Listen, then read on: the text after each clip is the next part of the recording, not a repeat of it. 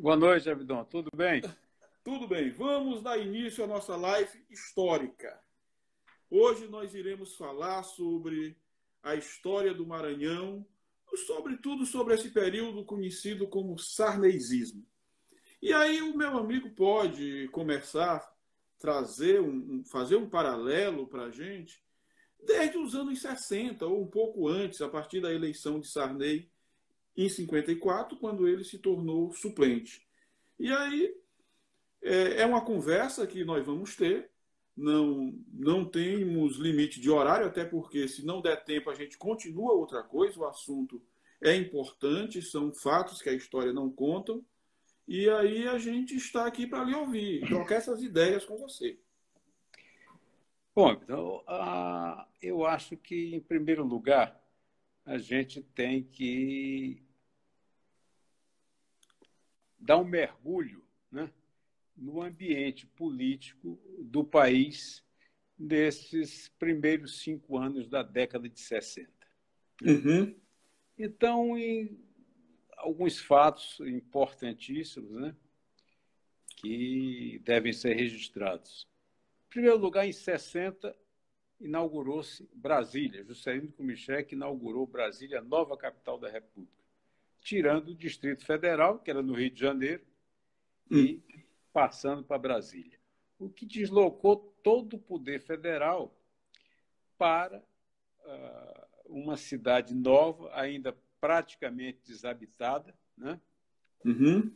Desconfortável ainda, e que certamente deve ter influído em muitas decisões e posições políticas que os políticos que para lá foram transferidos tomaram ao longo desse tempo todo. Em seguida, ainda em 60, nós tivemos a eleição de Jânio Quadros para presidente da República. E olha, veja só, não tem nada a ver com os dias de hoje, mas se a gente for traçar um paralelo entre duas candidaturas, a de 60, que era de Jânio Quadros, e a de 2018, que era do Bolsonaro, você vai ver o quanto esses candidatos se assemelhavam. Uhum. Todos dois foram candidatos por um partido pequeno. Todos dois eram candidatos da direita. Todos dois se diziam defensores da sociedade, da família, eram anticomunistas, católicos, se diziam defensores. O Jânio, Uhum. numa dos seus delírios, tentando dar um golpe, que ele confessou isso apenas 30 anos depois, já no leito de morte, confessou a um neto, renunciou com 7 meses de governo. Mas ele renunciou, ele tinha preparado todo o cenário. Ele mandou o vice, que era o Jango, para uma viagem à China. Ora, só ida e volta seriam 3 dias, né? Uhum. Mais o tempo que tinha que passar lá. E imaginou que no dia 25, dia do soldado, logo depois do desfile militar, ele encaminhou a carta renúncia para o Congresso. E imaginou que o Congresso não iria receber. Uhum. Porque o substituto dele era o Jango, que estava a milhares de quilômetros distante de Brasília e quem não tinha nenhuma simpatia dos militares e que não iriam dar posse ao Jango. O primeiro engano dele foi que ele achava que o Congresso não receberia a carta. E o Congresso recebeu e registrou e considerou imediatamente o cargo vago. Uhum. Mas aí os militares vieram em cima e não concordavam com a posse de Jango.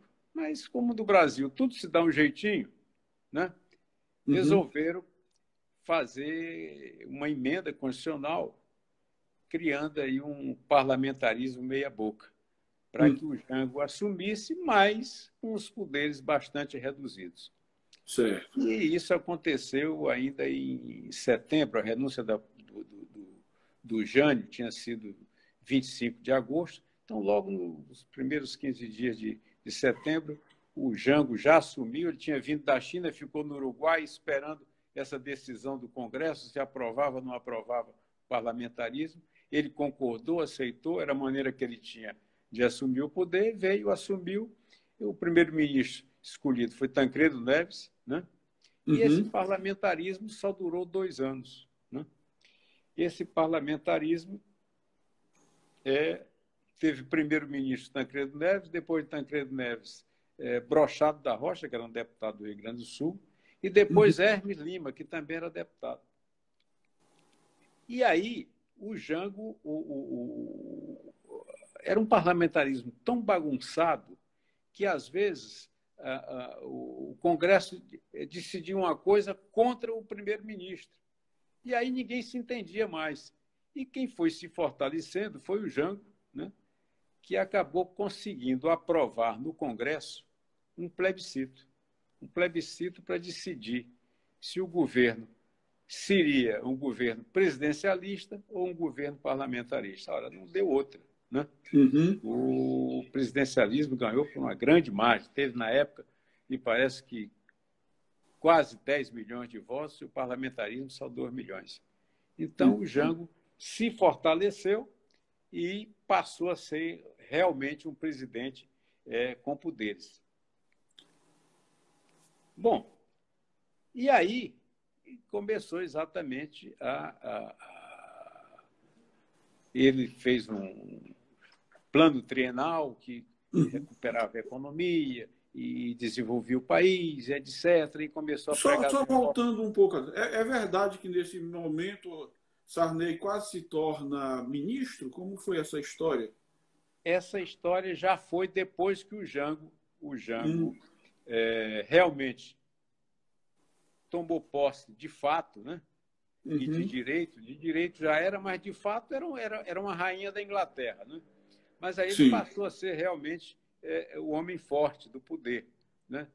E a UDN era rachada. A UDN tinha uma parte da UDN era direitista e a outra parte da UDN era esquerdista, né? Inclusive essa banda da esquerda, ela tinha um grupo de deputados federais que se intitulavam Ala Bossa Nova da UDN. Então, essa ala Bossa Nova da UDN, muitos deputados explicitamente passaram a apoiar o Jango, né? Ela era capitaneada por Magalhães Pinto, que era governador de Minas Gerais. E a outra ala era comandada por Carlos Lacerda, que era governador do estado da Guanabara. Não era Rio de Janeiro na época, era estado da Guanabara. Pois bem, e o Magalhães Pinto, que era dessa ala da esquerda, e na qual muitos deputados apoiavam explicitamente o João Goulart, resolveu ficar mais forte no governo e queria ter um ministro lá no governo do Jango. O Jango ia fazer uma reforma ministerial e aí ele quis colocar o ministro sem aparecer, né? Sim. E aí foi indicado o Sarney. Em 1963. O Sarney foi indicado para ser ministro de Minas e Energia. Só que ele anoiteceu ministro e amanheceu sem ser mais ministro, né? Atribui-se a Vitorino Freire essa interferência, né? Esse veto a que o Sarney fosse ministro. E depois o Vitorino, ele era um gozador, né? E perguntaram a ele qual era a opinião dele sobre o Sarney ministro. Ele disse, olha, por mim o Sarney pode ser até ministro da guerra do Jango. Se o galho não é meu, eu não tenho nada a ver com o macaco. Então, que se resolvam. Que se resolvam. Essa foi a resposta que Vitorino deu, e aí Sarney deixou de ser ministro. E 63, né? Sim. Foi um ano pré-golpe militar. Sarney já queria ser, veja bem, Sarney já queria ser candidato a governador do Maranhão. Mas o candidato a governador do Maranhão, das oposições, na realidade era o deputado federal Neiva Moreira. Sim. Era um homem de luta, sempre foi um combatente, sempre esteve à frente das oposições, nunca tergiversou, não havia dúvidas quanto ao seu caráter de oposicionista. Mas, o Jango tinha uma simpatia grande por Sarney. Ele chegou a dizer ao então governador Newton Bello que apoiaria, era simpático a candidatura do Sarney, apoiaria a candidatura do Sarney e levaria o PTB a apoiá-lo, que era o partido dele, do Jango, né? E você vê o seguinte, o quanto o Sarney era esperto, Ele não, embora pertencesse à ala bossa nova da UDN, que, diga-se de passagem, foi toda caçada. Vários deputados, Ferro Costa... Era isso que eu ia lhe perguntar, por que Sarney não foi caçado, já que ele era da ala bossa nova? Zé Aparecido, Seixas Dória, que era governador lá do Sergipe, parece, ou de Alagoas, não lembro bem. Zé Aparecido, que era de Minas, todos eram da ala bossa nova e foram caçados, com exceção do doutor Sarney. E o candidato em potencial e com todas as chances de vitória do PSD, ou seja, do governo, era o então deputado Renato Acha. Ela estava no seu terceiro mandato de deputado federal. Ele havia sido vice-governador na chapa do Eugênio Barros, em 50, quando Eugênio se elegeu, e tinha sido ministro das Relações Exteriores, interino, mas ministro das Relações Exteriores. E desfrutava de muito prestígio, né, no PSD. Era até uma figura inatacável, né? Pois bem, ele até cita o Renato, que certa vez no Congresso, o Costa Cavalcante, já depois do golpe, que chegou a ser, até depois a ser ministro parece que era Indústria e Comércio, não lembro bem, disse a ele, olha, Renato, você pode ser candidato ao que quiser. Agora, não pode ser candidato a governador do Maranhão. Não vão deixar você ser candidato a governador do Maranhão. Porque a Revolução quer alguém que possa comungar com ela dos princípios dela. E o Renato tem sido um adversário radical da Revolução. Então, não há como aceitar sequer a candidatura dele, quanto menos ser governador. Né? E realmente, esse é um fato que tem que se registrar. Né? Sim. Porque, de qualquer maneira, o Renato não desistiu da candidatura, tocou o barco, e o Sarney começou a se movimentar. Agora você vê o seguinte, vê um detalhe de como era o Sarney.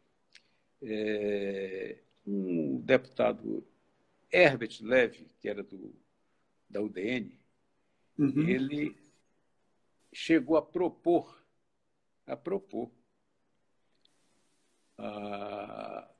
ainda antes do golpe, a cassação dos deputados da UDN, que eram de esquerda, que faziam parte da ala Bossa Nova. O Sarney fez um discurso na Câmara, assim, muito empolgado, dizendo que ali não se caçava ninguém, a não ser dentro do que previa a Constituição, e papapá, e fez aquele arruaça toda.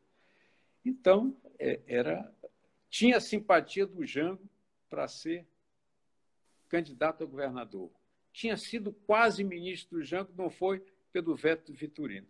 Então, no momento do golpe, esperava-se que, no dia 31 de março, o doutor 1º de abril, 2 de abril, o doutor Sarney estivesse na linha de frente na defesa do regime, na defesa do governo de Jango.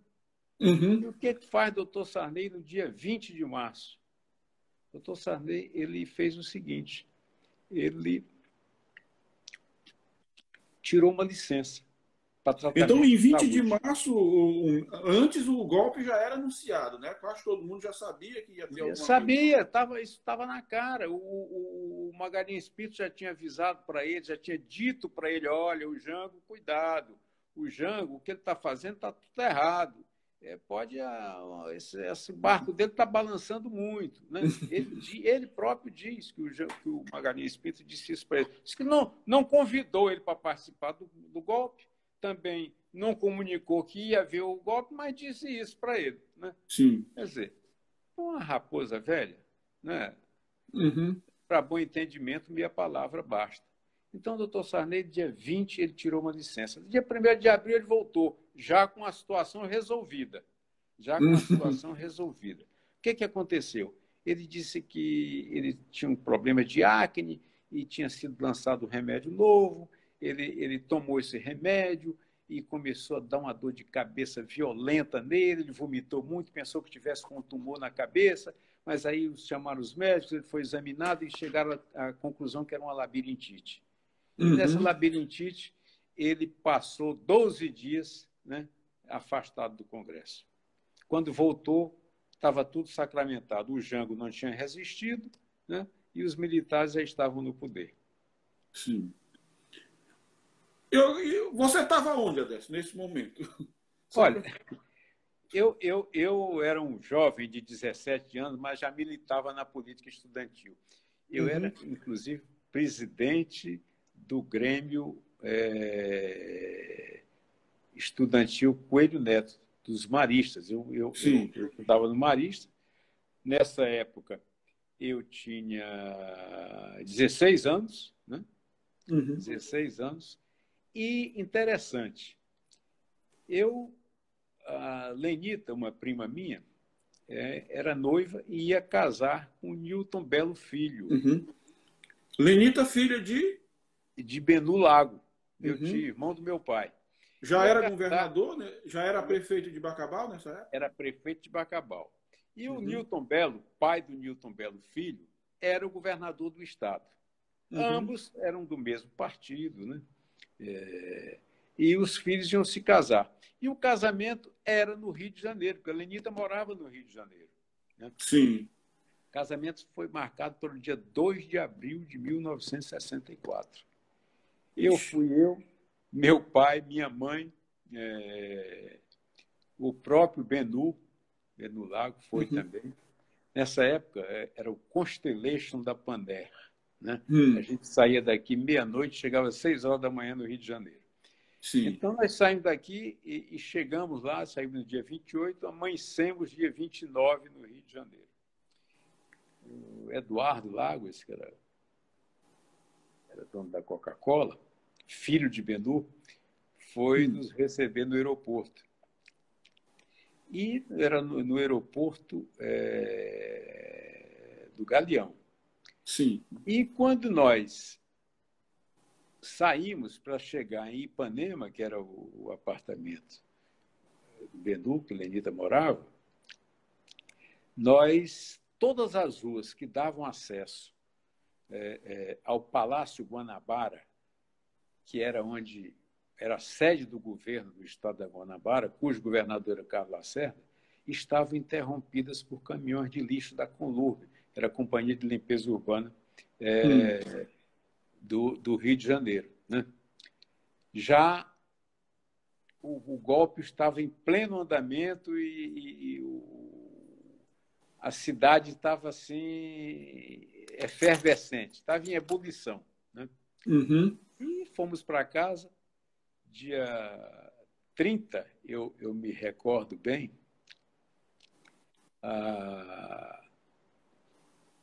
nós assistimos pela televisão, nessa época não existia Globo, né?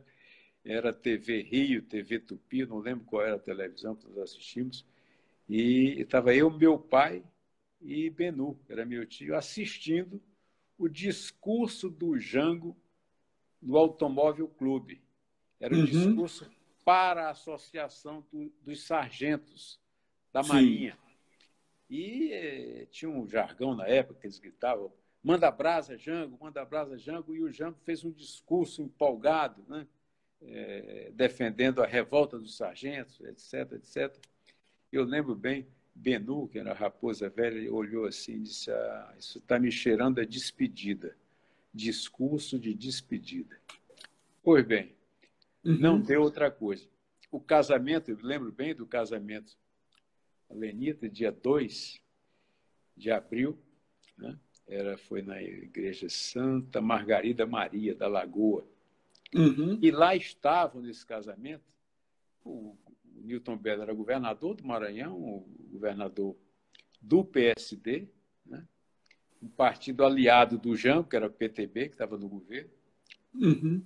Então estavam lá grandes figuras da política nacional. Eu lembro bem, Juscelino Kubitschek, o próprio Renato Archa, Santiago Dantas e tantas outras. E ainda levamos aí no casamento, levamos pela cara um sermão de um padre que era golpista. Nós tivemos que escutar esse sermão do padre do casamento de Lenita. Mas outro fato interessante é que depois do casamento, né, Uhum. alguns dias depois, não me recordo exatamente qual dia, nós retornamos a São Luís. Os aviões da Pané já estavam todos em terra, porque uma Uhum. das coisas que o golpe militar fez foi extinguir a Pané. A Pané do Brasil, que era a maior empresa aérea do país, né? Sim. Pois bem, e nós passamos uns 2 ou 3 dias indo ao aeroporto sem conseguir embarcar, até que conseguimos embarcar num avião da VASP, né? Lembro bem, naquela época, era um Vicont da VASP. Sim. O aeroporto de Brasília, o novo, ainda não existia. O que existia era o aeroporto antigo, que era a aérea, né? E Sim. também, naquela época, em todos os aeroportos, os passageiros eram obrigados a descer e, quando Uhum. chamados novamente, a reembarcar, né? Descia todo mundo, inclusive a tripulação. Só subia o pessoal que ia fazer limpeza, manutenção, etc. Pois bem, descemos no aeroporto de Brasília, já em abril, né? Uhum. Eu, pai, minha mãe, Benu, e lá adiante, Benu, ficamos ali aguardando ser chamados, né? Benu avistou Sarney. Sarney vinha andando em direção a ele, foi lá, encontrou com o Sarney e ficaram conversando os dois. Uhum. Até a hora que chamaram. Na hora que chamaram, ele veio, se juntou a nós e tomamos o avião novamente. E aí eu, do lado aqui, ouvi a conversa do Benu com o papai, né? Uhum. E ele disse: olha, Sarney está desesperado aqui, tentando arrumar uma vaga numa ponte aérea aqui para Belo Horizonte. Nessa época havia ponte aérea Brasília-Belo Horizonte, Brasília-São Paulo, Brasília-Rio, né? Uhum. Ele precisa falar urgentemente com Magalhães Pinto, porque ele descobriu que está na lista de cassação. Uhum. Ele precisa falar com o Magalhães Pinto para salvá-lo dessa cassação. Eu não sei se ele chegou aí ou não. A verdade é que ele não foi cassado. Então, Eu então, graças ao acredito que ele Magalhães Pinto. tenha conseguido conversar com Magalhães Pinto, né? Uhum.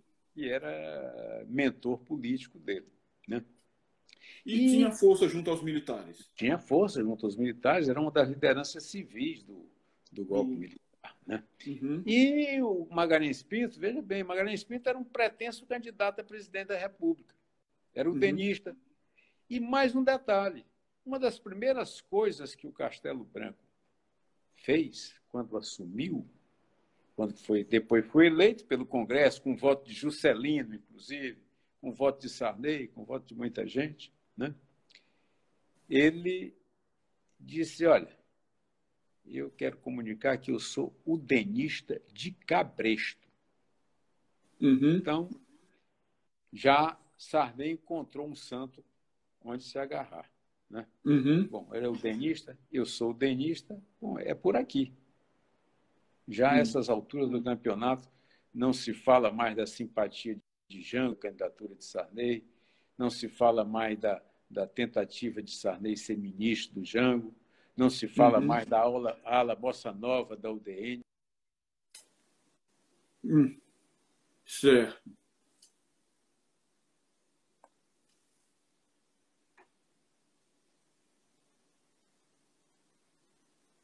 Adesso ficamos sem som novamente. Eu acho que é uma. Foi o Sarney de novo que te deixou sem som hoje. Verifica aí a situação do som, por favor.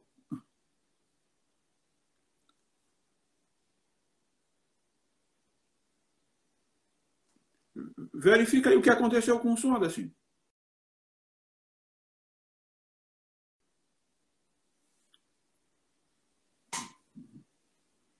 Um momento, gente, o som de Adesso saiu, eu vou voltar aqui com ele novamente. Opa, visualizar.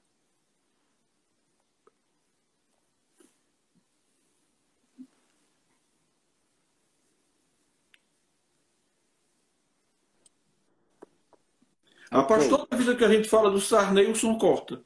É verdade. Sim, eu estava falando lá do discurso de Sarney lá no Congresso, já dizendo que era udenista de cabresto. Não foi? Foi ele? Não, o Castelo Branco. Ah, Castelo Branco, né? Foi eleito presidente, né? Sim. Foi eleito presidente. E a primeira coisa que ele fez foi se declarar udenista de cabresto. Sim, né? sim. O que para Sarney ficou muito confortável, porque ele era da UDN. Né? Tinha sido, inclusive, presidente nacional da UDN em 60. Aliás, para você ter ideia, é o único lugar do país, você pode procurar, onde houve um acordo, uma coligação UDN-PSD. Isso aconteceu na eleição de 60. Sarney era presidente nacional da UDN, mas que lhe garantia a reeleição dele, né? Sim. E em 62, então ele assinou uma nota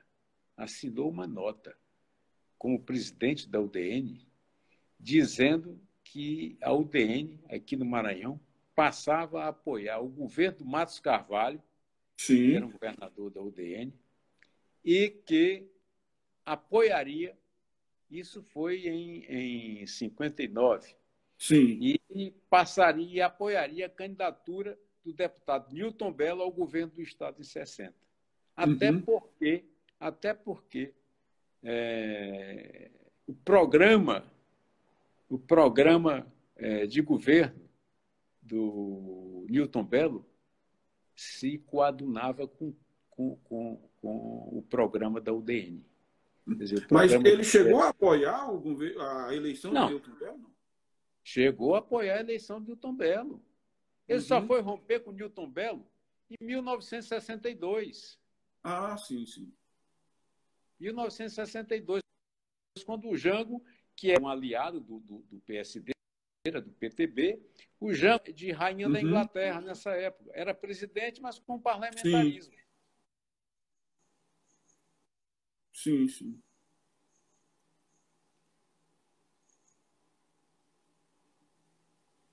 Sarney cortou teu som de novo, Adesso.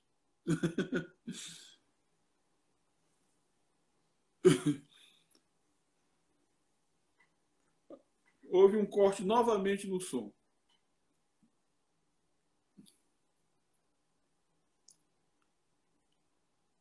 Olha aí o que... Está havendo muito corte de som. Só um pouco, meus amigos, que o som lá de Adesso deu um problema.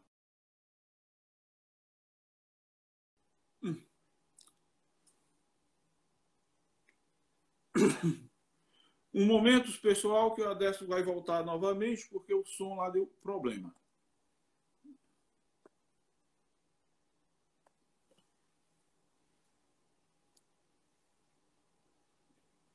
Bem-vindo de volta, Adesso. Voltamos. Voltamos. Voltamos. Pois é. Pois é. E o se elegeu, né? Sim. Você veja bem, a primeira vez que o Sarney foi candidato, Sim. em 1954, Uhum. ele foi candidato pelo PSD. Sim. Pelo PSD. Ele tinha sido oficial de gabinete do governador Eugênio Barros. Sim. Depois tinha sido nomeado oficial de justiça e colocado imediatamente à disposição da biblioteca, né? E o pai foi nomeado em 53 também desembargador, né? Por Eugênio Barros? Foi nomeado por Eugênio Barros, né? Sim, sim. Nomeado desembargador, na vaga do 5º Constitucional do Ministério. O pai era promotor de São Luís, né? E desde aí ele está aliado. Ele era PSD, né? Está aliado ao grupo de Newton Bello. Grupo de Newton Bello. Em 58, o pai era vice-presidente do Tribunal de Justiça, presidente né? Ele, secretário-geral do Tribunal de Justiça, e ele sai candidato a deputado, né? E se elege. É nessa época que tem aquela história da urna de Zé Meu Filho, lá da 41ª? Exatamente. Era o trote da Faculdade de Direito. Tinha uns cartazes onde aparecia alguém assim fantasiado, desembargador, com uma urna debaixo do braço, dizendo: essa é meu filho. Então ele se elegeu em 58. E ficou assim, aquela posição dúbia. Ele não coligava, porque não tinha eleição naquele período, né? Mas apoiava aqui o governo, né? E lá em cima ele era oposição ao PSD. Apoiava o PSD aqui e lá no Congresso era oposição. Era o DN, Ranzinza e tal. Mas aí em 59, né? Ele resolveu, próprio UDN, resolveu se coligar com o PSD. E ele fez aquela nota, assinou aquela nota dizendo que os programas eram similares e tal, compatíveis. Então, a UDN apoiava o governo do Matos Carvalho, que estava no Exército, e apoiava também a candidatura do Newton Bello em 60. Newton Bello se elegeu, ele teve todo o prestígio no governo, né? E em 62, ele se reelegeu deputado federal. Porque as eleições, às vezes, não coincidiam de governador com deputado.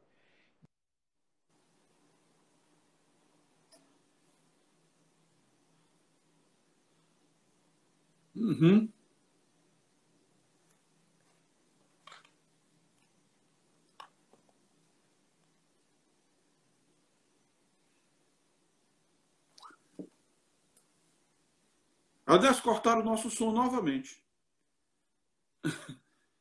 Ficamos sem som de novo. Rapaz, essa nossa live tá... Estão sabotando nossa live.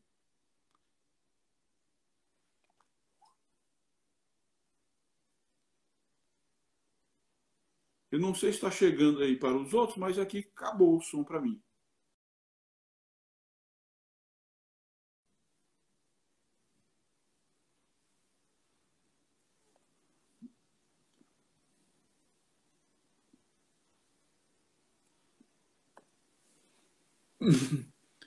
Bom, gente, desculpa aí, hoje está difícil, mas já estamos voltando com o deputado Adesso, que está nos dando essa aula de história.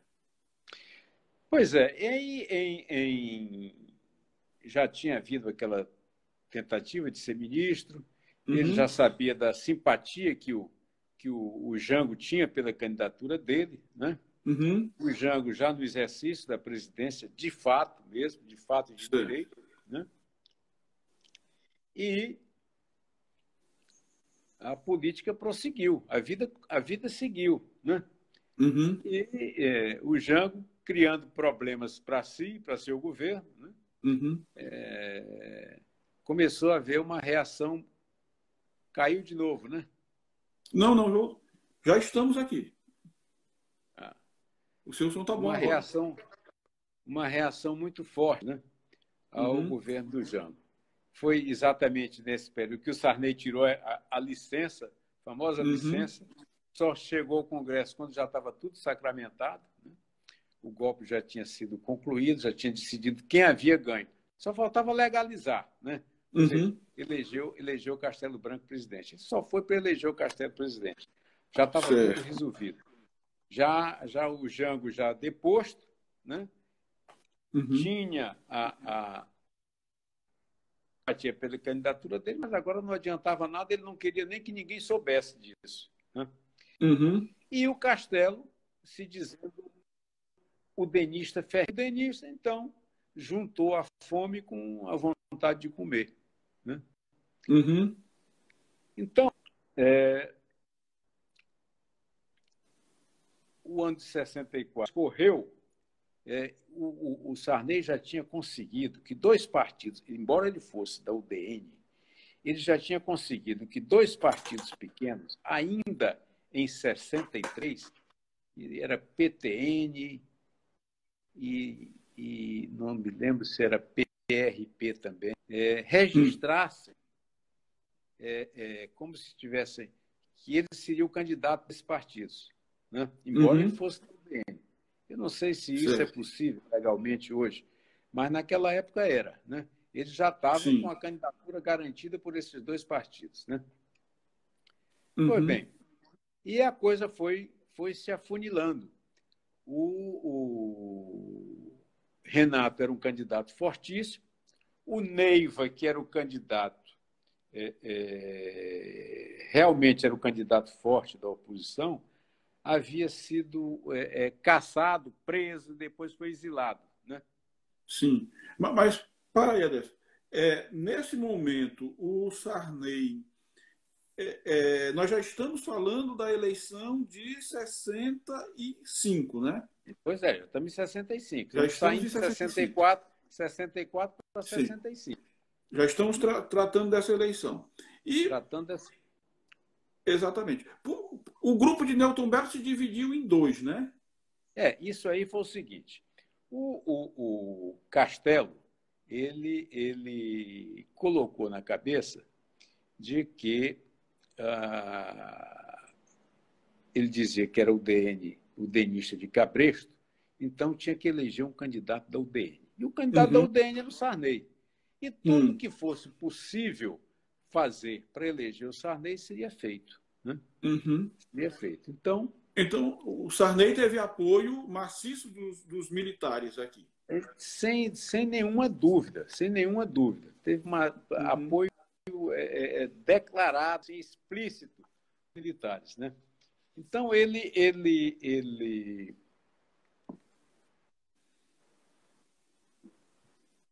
foi com o Milé, que era deputado federal, já depois de determinado tempo, Clodomir Millet. comunicar numa reunião no Palácio do Planalto. A imprensa registrou uma reunião demorada, né? Ele foi Uhum. comunicar ao presidente Castelo Branco que todos os partidos de oposição iriam apoiá-lo nessa candidatura ao governo. Uhum. Ainda assim, o Renato era um candidato fortíssimo, né? E como acabar com esse favoritismo do Renato? Castelo Branco promoveu uma reunião em Belém com os governadores do Norte. Uhum. E aí o Maranhão foi incluído no Norte, né? Após a reunião, ele teve uma conversa reservada com o governador Newton Bello. E disse a ele, olha, governador, é o seguinte, eu conheço o deputado Renato Archer, é uma boa pessoa, não tem nada pessoal contra ele, mas ele tem sido muito radical nas posições contra a Revolução. E a Revolução não aceita a candidatura dele. Uhum. E, se ele for candidato e com o seu apoio, serão cassados ele e o senhor. Newton Bello tentou argumentar, mas não houve argumento que modificasse, né, aquilo que o Castelo tinha decidido. Terminada essa conversa, né, o Newton Bello voltou para cá e chamou o Renato. E contou a história, curta e grossa, para ele, né? E ele disse, olha, eu não vou ser cassado, isso é blefe, estão blefando, você não pode me abandonar. E Newton Bello, com medo de ser cassado também, né? Disse, olha, Renato, você vai ser cassado se tiver meu apoio. Com toda certeza, eu não posso lhe apoiar. E aí ficou uma briga dentro do PSD, fez-se logo um racha, porque também era do PSD o Vitorino Freire. Né? Já havia um estremecimento de Newton Bello com Vitorino Freire. Newton Bello já era um político mais novo, já estava praticamente, como se diria, quase que chefiando o PSD. O Vitorino era senador, ficava muito ausente daqui, e com essa queda do Jango, né, ele ficou fragilizado. Né? Então, houve uma briga. Aí, não, vamos sentar e discutir quem é que apoia. Aí o Vitorino apresentou vários candidatos. Apresentou o Matos Carvalho, o Newton Bello não aceitou, apresentou Alfredo do Alibe, não aceitou, apresentou mais uns 2 ou 3 candidatos e Newton Bello não aceitou. Newton Bello já tinha escolhido um candidato. Qual era o perfil desses 3 candidatos aí? Olha, eu vou começar por esse que eu vou dizer do candidato Newton Bello, que era o doutor Costa Rodrigues. Costa Rodrigues era um médico, né? Foi ainda final da década de 40, ele foi nomeado prefeito de Pinheiro, foi prefeito de Pinheiro 3 anos, 47, 48, 49. Depois se elegeu deputado estadual, foi o primeiro secretário de Educação e Saúde, porque criaram uma secretaria, foi a primeira que existiu, né? De Educação e Saúde. Ele foi o primeiro secretário. Depois foi 2 vezes deputado federal e foi 2 vezes prefeito de São Luís nomeado. Ele era assim, conhecido como um tocador de obras, né? Aquele governador que não vive em gabinete, gosta muito de realizações e tal. Esse era o Costa Rodrigues, e um homem que não tinha maiores prestígios eleitorais, né?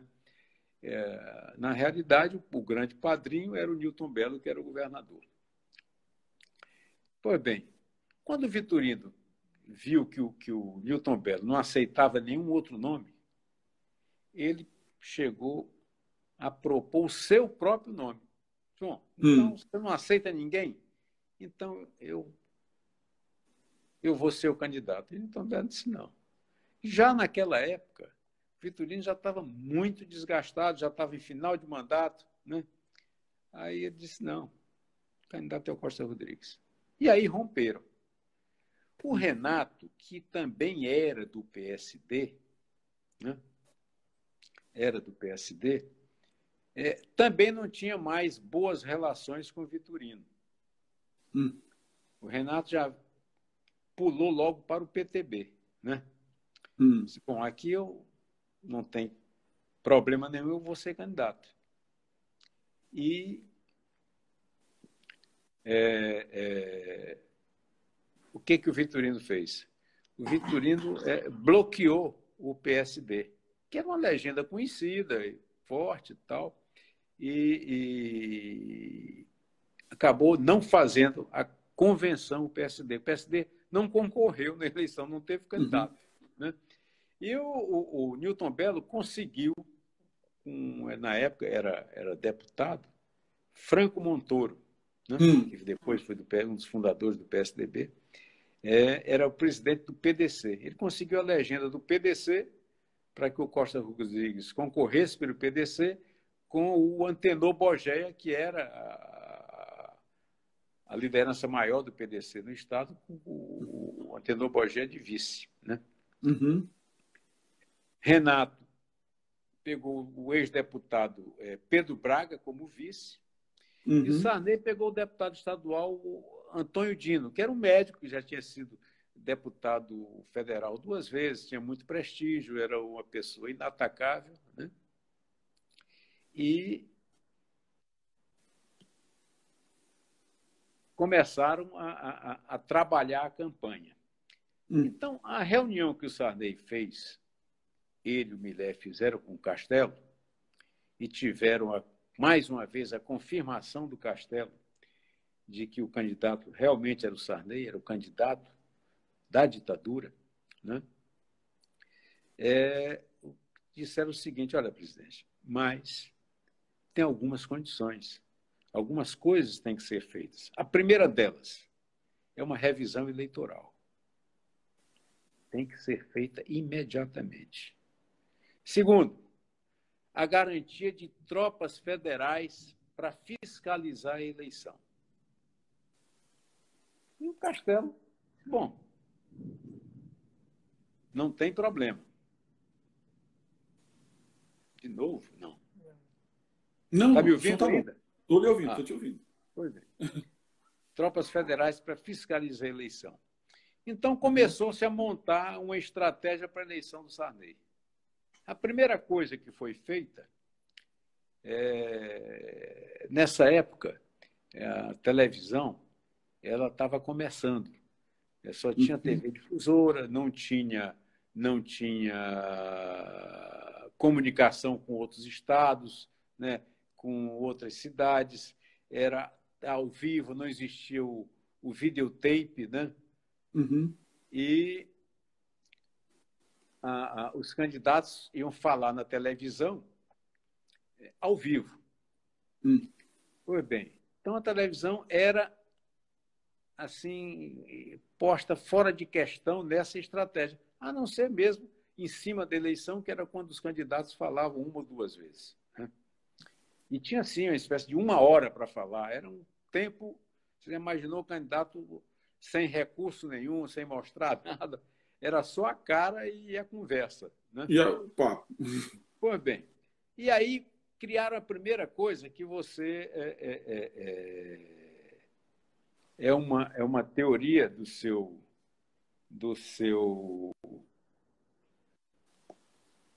teórico, né? Teórico preferido, talvez, não sei, Antônio Gramsci, Sim.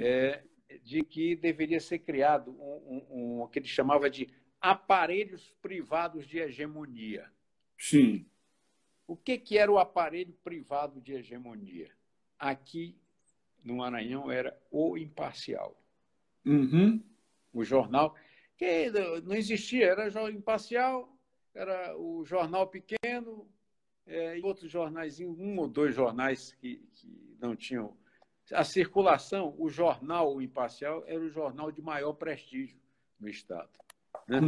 Era da cadeia de diários associados, né? Era o que tinha circulação em São Luís e no Estado. O jornal pequeno ainda estava engatinhando. Né? Engatinhando. Pois bem, então passou-se, por determinação da ditadura, a diariamente publicar uma foto de Sarney do Imparcial dizendo que ele era candidato. Você imaginou? Isso começou em abril. A eleição era em outubro. Todo santo dia saía essa foto de Sarney no jornal dizendo que ele era candidato. veio a revisão eleitoral. Nessa revisão eleitoral, caiu 42% do eleitorado. 42% do eleitorado caiu. E antes das eleições, começaram a descer aqui em São Luís vários militares de patente alta, né? Tenente-coronel, coronel, todos da Casa Militar da Presidência da República. Eu vou citar 3 aqui. Sim. Você deve conhecer de nome, assim como eu. Coronel, era Tenente-Coronel Otávio Medeiros, foi chefe do SNI. Eu não me lembro. E foi ministro no governo de Figueiredo, pelo que me recordo. Não sei se foi do SNI. O SNI, acho que foi no governo Figueiredo. Foi. Na época, Tenente-Coronel João Batista Figueiredo, que foi também chefe do SNI e depois presidente da República. O último. E o coronel Dilermando Monteiro. O Dilermando Monteiro depois chegou a ser, foi a general, comandante do 2º Exército. E com relação ao Dilermando Monteiro, aconteceu um fato muito curioso. Meu tio, Bendu, era prefeito de Bacabal. Quem era secretário dele era um cidadão chamado José dos Santos. Pai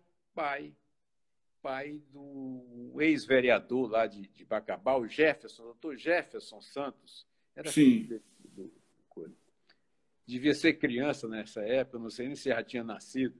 Eu acredito até que não tenha nascido, porque ele é novo. Pois bem, e um belo dia, o Zé dos Santos abre o gabinete.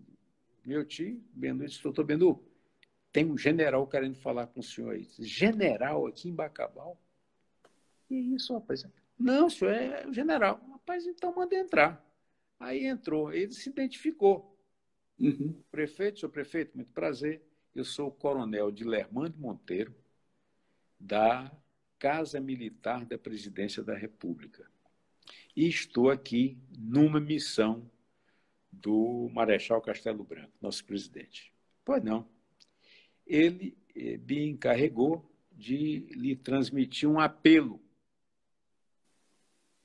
para que o senhor vote no candidato dele, que é o doutor Zé Sarney. Bennu até que tinha bom relacionamento com o Sarney. Haja visto até que se encontraram no aeroporto de 64, lá em Brasília. E uma outra coisa que eu quero é que o senhor chame a juíza o juiz eleitoral para conversar comigo. Na realidade, era uma juíza, a doutora Judite Pacheco. Bennu disse: pô, bem, tudo bem, eu vou mandar chamar a doutora Judite, que é a juíza, para conversar com o senhor, mas eu quero lhe dizer o seguinte, coronel. Infelizmente, eu não posso atender ao pedido do Marechal Castelo Branco. Primeiro, eu sou do mesmo partido que o candidato a governador. E também é do mesmo partido o governador do estado, Tonilton Belo, que é sogro da minha filha. Quer dizer, eu tenho um problema partidário e tenho um problema familiar. Infelizmente, eu peço que o senhor exponha isso ao presidente e dizer que, infelizmente, eu não vou poder atendê-lo por esses impedimentos. Eu me dou muito bem com o doutor Sarney, não há nenhuma rusga nossa, tal, embora sejamos de partido diferente, mas eu não posso atendê-lo. Agora, eu queria que o senhor me matasse uma curiosidade. Eu conheço um livro que é editado, um livro ou revista, não lembro bem, que é editado pela Biblioteca do Exército. E lá está o nome do Dr. Sarney registrado como persona não grata ao Exército. E agora o senhor está aqui, o presidente Castelo Branco, que é a figura exponencial do Exército, pedindo voto para o doutor Sarney, que é uma persona não grata ao Exército. Aí ele baixou a cabeça e disse: olha, é verdade, o senhor tem razão. O livro existe, O Dr. Sarney foi considerado persona não grata ao Exército. Agora, o Marechal Castelo Branco já declarou, e não esconde de ninguém, que ele é o denista de cabresto. E quem tem que ser eleito é o candidato da UDN. Uhum. No dia da eleição, estava a tropa federal na rua, no estado todo, né, exercendo o seu poder de coerção ao eleitorado. E os coronéis, os militares, visitaram todos os prefeitos. Devem ter visitado outros prefeitos, com toda certeza. Com toda certeza. Os que eram adversários devem ter sido visitados. Então, o resultado foi esse que se teve aí. E aí começou o sarnezismo, que eu acho que pode ser motivo, lá adiante, de uma outra live nossa. Que aqui foi só o nascimento. Nasceu o sarnezismo, até porque, Décio, está acabando, só temos mais 2 minutinhos. Você só poderia, Décio, dizer quem foi Benhur, lá, que é uma pessoa importante da política do Maranhão, e que a gente falou dele 2 vezes, não dissemos quem era Benhur. Benhur é um tio meu, foi deputado federal, foi secretário de Interior, Justiça e Segurança Pública no governo de Eugênio Barros, né? Foi prefeito de Bacabal. E era industrial e comerciante. E odontólogo por formação e advogado provisionado, que se dizia que era um dos melhores que o Maranhão tinha. Sim, mas além disso, foi ele que criou vocês todos, né? Ele era o filho mais velho. Quando meu avô morreu, ele tinha 17 anos e foi criar uma prole de 7 irmãos, né? Foi quem educou meu pai. Meu pai era formado em Direito pela Faculdade de Recife e só trabalhou depois que se formou, né? Tudo garantido por Benhur. Benhur era filho do pai de Jackson, que foi prefeito em Pedreira. Não, Benhur era irmão do pai de Jackson. Irmão do pai de Meu Jackson. pai, Benhur... Ah, sim, mas tinha sido o pai de Benhur que tinha sido prefeito em Pedreiras, né? Não, foi o pai de Jackson. Ah, o pai de Jackson, ok. Outro então irmão. foi 2 irmãos prefeitos. E foi deputado estadual. Ah, sim, sim. Aliás, Pedreiras, naquela época, era um dos maiores centros do Maranhão, né? Você vê o seguinte, Pedreiras teve uma ocasião que tinha 4 deputados estaduais. E um federal. Tinha Zé Lago, que era o pai de Jackson, Zé Marques Teixeira,